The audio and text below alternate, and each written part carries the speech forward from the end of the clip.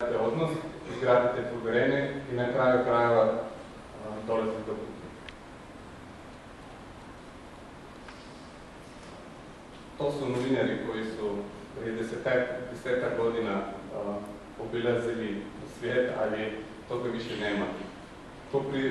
Nema toliko ovih koji bi potrpili u tvrtku, sad bi napravili intervju sa tako. Vi trebate biti malo više agresivni u tom priči i njima servirati ono što oni trebaju, da oni dobiju, ne da dolaze kod vas.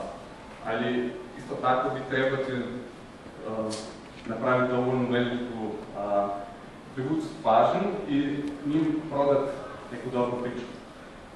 Kako možete to putem e-maila, najviše bitno je to ko šalje.